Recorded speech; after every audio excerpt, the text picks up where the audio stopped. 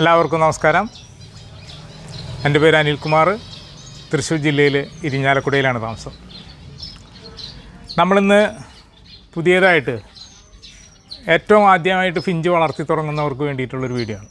നമ്മൾ മുന്നുള്ള വീഡിയോയിൽ പറഞ്ഞ പോലെ ഈസി ആയിട്ട് കൈകാര്യം ചെയ്യാവുന്ന ഒരു ഫിഞ്ചായ ബംഗാളി ഫിഞ്ചസ് അല്ലെങ്കിൽ സൊസൈറ്റി ഫിഞ്ചിനെ കുറിച്ച് നമുക്ക് പരിചയപ്പെടാം.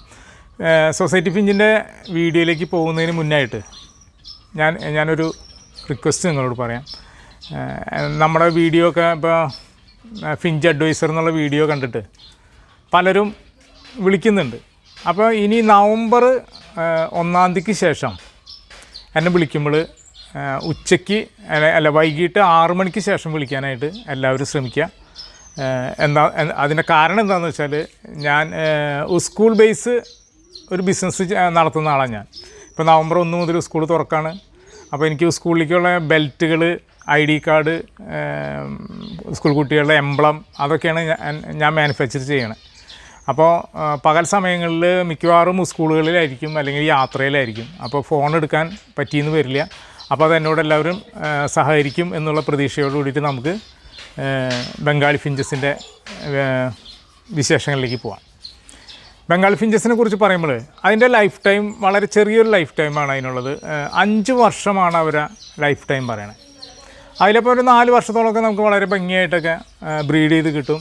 അതുപോലെ തന്നെ ഇത് കണ്ടിന്യൂ ബ്രീഡ് ചെയ്യുന്നൊരു ബേഡാണ്. ഇന്ന ടൈമൊന്നുമില്ല. നമുക്കൊരു ഇയർലി വേണമെന്നുണ്ടെങ്കിൽ 5 or 6 പ്രാവശ്യം വരെ കുട്ടികളെ കിട്ടുന്ന അല്ലെങ്കിൽ തരുന്ന ഒരു ബേഡാണ് ബംഗാളി ഫിഞ്ചസ്. ഇതിൻ്റെ കേജ് പറയുകയാണെന്നുണ്ടെങ്കിൽ നമുക്ക് ഇവർക്ക് വലിയ ഫ്ലൈയിങ് കേജ് ഒന്നും വേണ്ട. ഇപ്പോൾ നമ്മൾ മുന്നുള്ള എക്സോട്ടിക് ബേഡ്സിനെ ഇപ്പോൾ പറയുന്ന പോലെ 3 അടി നീളം അല്ലെങ്കിൽ 2 അടി വീതിയുള്ള അല്ലെങ്കിൽ 2 അടി ഹൈറ്റുള്ള അത്രയും ഇത്തിരി വലിപ്പമുള്ള കൂടൊന്നും വേണമെന്നില്ല.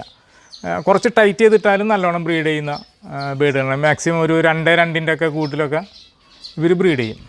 ഇവർ കേജിൽ ബ്രീഡ് ചെയ്യുമ്പോൾ എങ്ങനെയാണെന്ന് വെച്ചാൽ നെക്സ്റ്റ് ബോക്സ് വയ്ക്കുമ്പോൾ കൂടുതൽ അവർ ബാമ്പുവിൻ്റെ ഫുൾ കവർ നെക്സ്റ്റ് ബോക്സിലും അതുപോലെ തന്നെ വുഡൻ്റെ ഹാഫ് നെക്സ്റ്റ് ബോക്സിലും നല്ല രീതിയിൽ ബ്രീഡ് ചെയ്യുന്നത് കണ്ടിട്ടുണ്ട്. ഇവരുടെ ഇൻക്യുബേറ്റിംഗ് ടൈമെല്ലാം മറ്റുള്ള ഫിഞ്ചസിൻ്റെ പോലെ 12 മുതൽ 14 വരെയാണ്. കുഞ്ഞുങ്ങൾ പുറത്തിറങ്ങുന്നത് 20 മുതൽ 25 ദിവസത്തിനുള്ളിൽ കുഞ്ഞുങ്ങൾ പുറത്തിറങ്ങും. 4 മുതൽ 6 മുട്ടയും ചില സമയങ്ങളിൽ 7 മുട്ടയും മുട്ട വരെ ഇടാറുണ്ട്.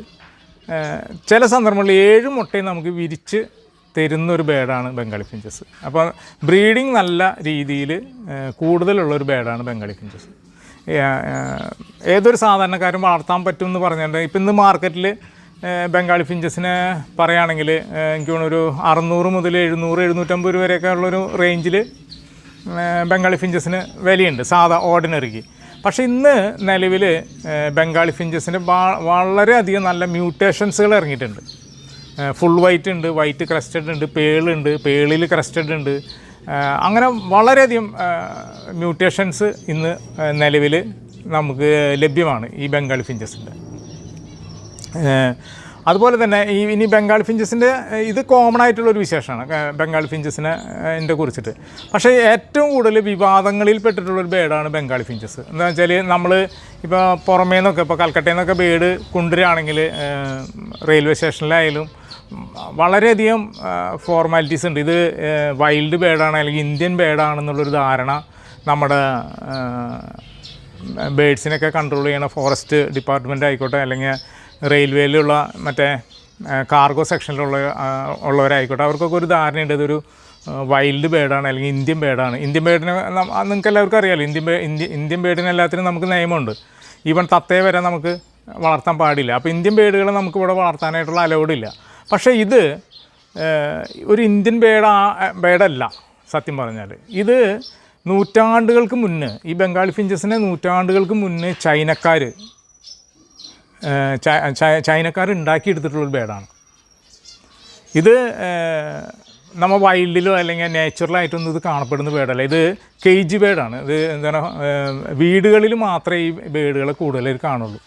നാച്ചുറൽ ഇപ്പോൾ ഒരു പക്ഷി നിരീക്ഷകനായിക്കോട്ടെ, ഇത് ഇപ്പോൾ പക്ഷികളെക്കുറിച്ച് പുസ്തകം എഴുതുന്ന ആളുകളായിക്കോട്ടെ അല്ലെങ്കിൽ പക്ഷികളെ സർവേ നടത്തുന്ന ആൾക്കാരായിട്ട് അവർക്ക് നേച്ചുറൽ ഈ ബേഡിനെ കാണാൻ സാധിക്കില്ല. അതുകൊണ്ട് തന്നെ ഇത് ഡൊമസ്റ്റിക്കേറ്റഡ് ബേഡാണ്. അതുപോലെ തന്നെ ഇതിനൊരു വേറെ പ്രത്യേകത എന്ന് വെച്ചാൽ ഇത് ഏവിയറി ബേഡല്ല. കേജ് ബേഡാണ്.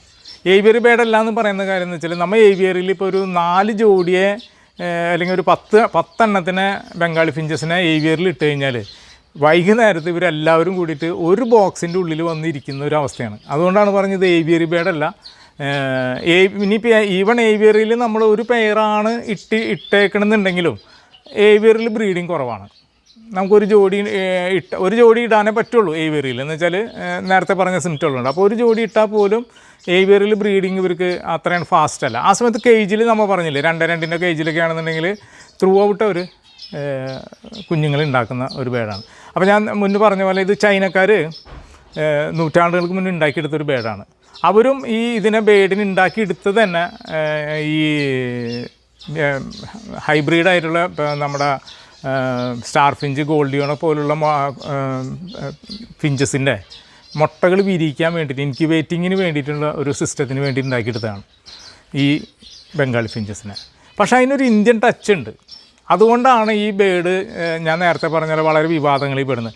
അതിൻ്റെ ഒരു ഇന്ത്യൻ ടച്ച് എന്ന് പറഞ്ഞാൽ നമ്മുടെ ഈ സൗത്ത് ഇന്ത്യയിൽ ഇപ്പോൾ തമിഴ്നാട്, കർണാടക ഉള്ള സ്ഥലങ്ങളിൽ കാണുന്ന ബ്ലാക്ക് റംബ്ഡ് മാൻകിൻ എന്നൊരു ബേഡും, അതുപോലെ തന്നെ സുമാത്ര പോലുള്ള ദ്വീപസമൂഹത്തിൽ കാണുന്ന ഷാർപ്പ് ടെയിൽ ഫിഞ്ച് എന്നൊരു ഫിഞ്ചുണ്ട്. ഇന്നത് സുമാത്രയിലൊന്നും, ഇന്തോനേഷ്യയിലും സുമാത്രയിലൊന്നും അധികം ഇല്ല എന്ന് തോന്നുന്നു. ആ ഫിഞ്ച് നശിച്ചു പോയി എന്നാണ് എനിക്ക് തോന്നുന്നത്.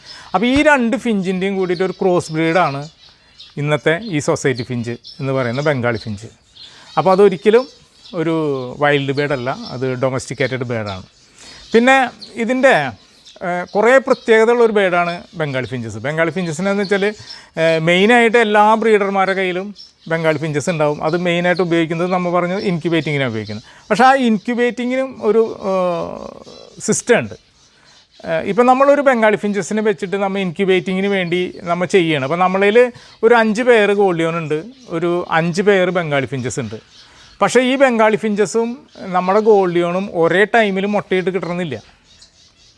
നമുക്ക് പറയാൻ പറ്റില്ലല്ലോ എൻ്റെ ഗോൾഡിയം ദേ മുട്ടയിച്ചിരിക്കുന്നു, ബംഗാളി ഫിഞ്ചസ് മുട്ടയിടാൻ പറയാൻ പറ്റില്ല. അപ്പോൾ ബംഗാളി ഫിഞ്ചസിന് ഒരു പ്രത്യേകത വെച്ചാൽ 2 ദിവസം, ഇന്ന് ഗോൾഡിയൻ മുട്ടയിട്ടു 2 ദിവസം കഴിഞ്ഞിട്ടാണ് ബംഗാളി ഫിഞ്ചസ് മുട്ടയിടുന്നതെങ്കിൽ നമുക്ക് മുട്ട മാറ്റി വയ്ക്കാം. അതുപോലെ തന്നെ 2 ദിവസം മുന്നേ, ഇപ്പോൾ ഗോൾഡിയോൺ ഇടുന്നതിന് 2 ദിവസം മുന്നേ ബംഗാളി ഫിഞ്ചസ് മുട്ടയിട്ടിട്ടുണ്ടെങ്കിൽ നമുക്ക് മുട്ട മാറ്റി വയ്ക്കാം. അപ്പോൾ 2 ദിവസം മുന്നായാലും പിന്നായാലും ഇവർ ഇൻക്യുബേറ്റിംഗ്, ഇവർ 12 ദിവസം കഴിഞ്ഞാൽ അല്ലെങ്കിൽ 14 ദിവസം കഴിഞ്ഞാൽ എഴുന്നേറ്റ് പോവില്ല. അങ്ങനെ ഒരു ടെൻഡൻസി ഉള്ള ബേഡാണ്. ചിലപ്പോൾ 16 ദിവസം വരെയൊക്കെ അടയിരിക്കും. അപ്പോൾ 16, 17 ദിവസം വരെ അടയിരിക്കുന്നത് കണ്ടിട്ടുണ്ട്. അപ്പോൾ അതുകൊണ്ട് ഞാൻ പറഞ്ഞ 2-3 ദിവസം മുന്നായാലും 2 ദിവസം പിന്നീടായാലും നമുക്കിതിന് മുട്ടകൾ മാറ്റി വയ്ക്കാം. പിന്നെ ഇതിനൊരു പ്രത്യേകതയുണ്ട്. നമ്മൾ ബംഗാളി ഫിഞ്ചസിനെ വെച്ച് ബ്രീഡ് ചെയ്യിക്കുമ്പോൾ ഒരു ഐറ്റം മീൻസ് ഇപ്പോൾ നമ്മൾ ഗോൾഡിയോണാണ് വെച്ച് കൊടുക്കുന്നതെങ്കിൽ, ഗോൾഡിയോണിൻ്റെ മുട്ടയാണ് നമ്മൾ ബംഗാളി ഫിഞ്ചസിന് ഒരു സെറ്റ് ബംഗാളിക്ക് നമ്മൾ വെച്ച് കൊടുക്കുന്നതെങ്കിൽ, ആ ബംഗാളി ഫിഞ്ചസിന് എപ്പോഴും എനി ടൈമിൽ നമ്മൾ ഗോൾഡിയോണിൻ്റെ തന്നെ മുട്ട വെച്ച് മാറ്റി വയ്ക്കാനായിട്ട് ശ്രമിക്കണം. അല്ലാതെ ഈ പ്രാവശ്യം നമ്മൾ ഗോൾഡിയൻ വെച്ചു, അടുത്ത പ്രാവശ്യം കട്ട് ത്രോട്ടിൻ്റെ മുട്ട വെച്ചു, അതിൻ്റെ അടുത്ത പ്രാവശ്യം സ്റ്റാറിൻ്റെ മുട്ട വെച്ച് കഴിഞ്ഞാൽ ഇത് നോക്കില്ല. കട്ട് ത്രോട്ടിൻ്റെ ഒക്കെ മുട്ട വെച്ച് കഴിഞ്ഞാൽ കുഞ്ഞുങ്ങളെ കൊത്തി പുറത്തിടും. അപ്പോൾ നമ്മൾ ഇൻക്യുബേറ്റിങ്ങിനായിട്ട് ഗോൾഡിയോൺ നമ്മൾ സെറ്റ് ചെയ്തിട്ടുണ്ടെങ്കിൽ, നമ്മൾ ഇൻക്യുബേറ്റ് ചെയ്യുന്ന മുട്ട ഏത് ഇനത്തിൻ്റെ ആണോ മുട്ടകൾ അത് തന്നെ കണ്ടിന്യൂ ചെയ്യാനായിട്ട് ശ്രമിക്കുക. എന്ന് വെച്ചാൽ ഞാൻ പല ബ്രീഡേഴ്സിൻ്റെ അടുത്ത് ചെല്ലുമ്പോഴെന്ന് വെച്ചാൽ അവർ ഈ ബംഗാളി ഫിഞ്ചസിൻ്റെ ഡോറിൻ്റെ അവിടെ ഒരു ബോർഡ് വെച്ചിട്ട് അതിൽ എഴുതിയിട്ടിരിക്കുന്നത് കണ്ടിട്ടുണ്ട്. എന്ന് വെച്ചാൽ Gouldian, parrot finch, fire finch, cut throat എന്നൊക്കെ എഴുതിയിട്ടുണ്ട്. അപ്പോൾ അങ്ങനെയാണ് കൂടുതലും ഈ പുറമേയുള്ള കൽക്കട്ടയിലുള്ള ആളുകളൊക്കെ ബ്രീഡ് ചെയ്യുന്നത്. ഞാനത് ഒരിക്കലും അതിന് അനുകൂലിക്കുന്ന ഒരാളല്ല. എനിക്കത് അതിനോട് താല്പര്യമില്ല. ഞാൻ അതിന് മുന്നൊരു വീഡിയോയിൽ പറയുന്നുണ്ടേ. പക്ഷേ ചില ഗോൾഡിയോണൊക്കെ നമുക്ക് എന്ത് കസർത്ത് കാണിച്ചാൽ, എന്തെല്ലാം ചെയ്താലും അവർ കുഞ്ഞുങ്ങളെ നോക്കില്ല. ഇപ്പം നമ്മൾ മുന്നേ പറഞ്ഞ് കുഞ്ഞുങ്ങളൊക്കെ ഒരു 4-5 ദിവസം ഹാൻഡ് ഫീഡ് ചെയ്ത് വെച്ച് കൊടുത്താൽ തള്ളകൾ ഏറ്റെടുക്കുന്നവർ, എന്നാൽ പോലും ഏറ്റെടുക്കാത്ത സെറ്റുകൾ ഗോൾഡിയോണിലുണ്ട്. അങ്ങനെയുള്ള വരുന്ന ബേഡുകളാണ് നമുക്ക് കിട്ടുന്നതെങ്കിൽ ഈ ബംഗാളി ഫിഞ്ചസ് ഇല്ലാതെ നമുക്ക് ഒരു നിവൃത്തിയില്ല ആ കുഞ്ഞുങ്ങളെ വളർത്തിയെടുക്കാനായിട്ട്. അപ്പോൾ അങ്ങനെയുള്ള ബേഡുകളൊക്കെ വരുമ്പോൾ അത് ബംഗാളി ഫിഞ്ചസിനെ തന്നെ വെച്ച് വളർത്തിയെടുക്കാൻ സാധിക്കുള്ളൂ. അപ്പോൾ അത് ഈ ഒരു കാര്യം എല്ലാവരും ഇൻക്യുബേറ്റ് ചെയ്യുന്ന എല്ലാവരും പ്രത്യേകം ശ്രദ്ധിക്കാം. പിന്നെ നമുക്ക് വേറെ, ഇപ്പം ഞാൻ പറഞ്ഞില്ല, ഇപ്പം 5 പേര് ഗോൾഡിയോൺ ഉണ്ടെങ്കിൽ നമുക്ക് സെയിം ടൈമിൽ മുട്ടയിട്ട് കിട്ടുന്നില്ല. അപ്പോൾ 5 പേര് ഗോൾഡിയോൺ ഉണ്ടെങ്കിൽ ഈവൺ ഒരു 20 പേരെങ്കിലും ബംഗാളി ഫിഞ്ചസ് നമ്മുടെ കയ്യിൽ പെയറായിട്ട് സ്റ്റോക്ക് ഉണ്ടാവണം. അത് ഈവൻ ഡെയിലി ഇവർ ചെക്ക് ചെയ്യും. ഇന്ന് മുട്ടയിട്ടോ എന്നുള്ളത് ഓരോ കേജ് അവർ സെറ്റ് ചെയ്തിട്ട് മുട്ടയിടുന്ന ദിവസം, ബംഗാളി ഫിഞ്ചസ് മുട്ടയിടുന്ന ദിവസം അവർ കൃത്യമായിട്ട് അവരെ കൂടുകളിൽ നോട്ട് ചെയ്തതിന് ശേഷമാണ് ഈ ഗോൾഡ് ലിയോൺ പോലുള്ള ഫിഞ്ചസിൻ്റെ മുട്ട മാറ്റി വയ്ക്കുന്നത്. അപ്പോൾ നമ്മളും ഒരു 10 പേര് സെറ്റ് ചെയ്തിട്ടുണ്ടെങ്കിൽ ആ 10 പേര് എന്നാണ് മുട്ടയിടുന്നുള്ള ഡേറ്റുകൾ എഴുതി വയ്ക്കാനും അതുപോലെ ഗോൾഡ് ലിയോണും എന്നാണ് മുട്ടയിടുന്നതെന്ന് കൃത്യമായിട്ട് നിരീക്ഷിക്കാനും. ഞാൻ ഒരു ഗോൾഡ് ലിയോണിൻ്റെ ഒരു വീഡിയോയിൽ ഞാൻ പറയുകയും ചെയ്തു, ഗോൾഡ് ലിയോൺ മുട്ടയിടുന്ന ദിവസം നമ്മൾ വളരെയധികം നോട്ട് ചെയ്ത് വെക്കണം എന്നുള്ളത്. അത് ഇതിന് വേണ്ടിയിട്ടാണ്. എന്ന് വെച്ചാൽ ഈ ഗോൾഡ് ലിയോൺ മുട്ടയിട്ടിട്ട് 2 ദിവസം കഴിഞ്ഞാൽ പോലും നമുക്ക് ബംഗാളി ഫിഞ്ചസിന് മാറ്റി വയ്ക്കാം. അതിന് വേണ്ടിയിട്ടാണ് ആ ഡേറ്റ് കീപ്പ് ചെയ്യാൻ പറയുന്നത്. പിന്നെ നമുക്കതിൽ വേറൊരു മെത്തേഡ്, ബംഗാളി ഫിഞ്ചസിന് വെച്ചിട്ട് വേറൊരു മെത്തേഡ് നമുക്ക് ചെയ്യാവുന്നതെന്ന് വെച്ചാൽ 2 മെയിൽ.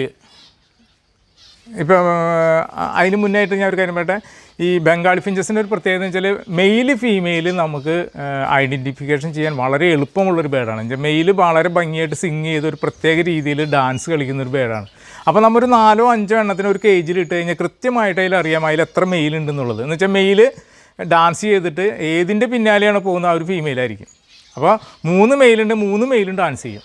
അപ്പോൾ അതുകൊണ്ട് മെയിൽ ഫീമെയിൽ നമുക്ക് തിരിച്ചറിയാൻ എളുപ്പമുള്ളൊരു ബേഡാണ്. പിന്നെ അതുപോലെ തന്നെ നമുക്ക് കുറച്ച് എക്സ്പീരിയൻസ് ഉണ്ടെങ്കിൽ നമുക്ക് ചെയ്യാമെന്ന് വെച്ചാൽ ബേഡിന് നമുക്ക് കയ്യിലെടുത്ത് പിടിച്ചു കഴിഞ്ഞാൽ ഫീമെയിലിൻ്റെ കൊക്കിൻ്റെ മുകൾ ഭാഗം ഇങ്ങനെ വി കട്ടായിരിക്കും, മെയിലിന് ചന്ദ്രക്കര പോലെയുള്ള കട്ടായിരിക്കും. അപ്പോൾ അങ്ങനെയും നമുക്ക് തിരിച്ചറിയാം. പക്ഷെ അത് 100% അത്ര എക്സ്പീരിയൻസ് ഉള്ളവർക്ക് അത് സാധിക്കുള്ളൂ. അപ്പോൾ അതേപോലെ നമ്മൾ നോക്കിയെടുത്തിട്ട് നമ്മൾ ഈ 3-4 ഒരു കേജിലിട്ട് കഴിഞ്ഞാൽ നമുക്കതിൽ മെയിൽ ഫീമെയിൽ തിരിച്ചറിയാൻ സാധിക്കും. ഇനി നമ്മൾ മുന്നേ പറഞ്ഞ കാര്യത്തിലേക്ക് പോകാം. അപ്പോൾ നമ്മൾ ഗോൾഡ് ലിയോൺ ബ്രീഡ് ചെയ്യിക്കുമ്പോൾ വേറൊരു മെത്തേഡ് എന്ന് പറഞ്ഞാൽ, ഇപ്പോൾ നമുക്കൊരു 10 പേര് ബംഗാളി ഫിഞ്ചസിനൊന്നും വളർത്താൻ സാധിക്കാത്ത ആളുകളാണെങ്കിൽ നിങ്ങൾ ഒരു കാര്യം ചെയ്യാം, ഗോൾഡ് ലിയോണിൻ്റെ സെയിം കേജിൽ 2 മെയിലിട്ട് കൊടുക്കുക.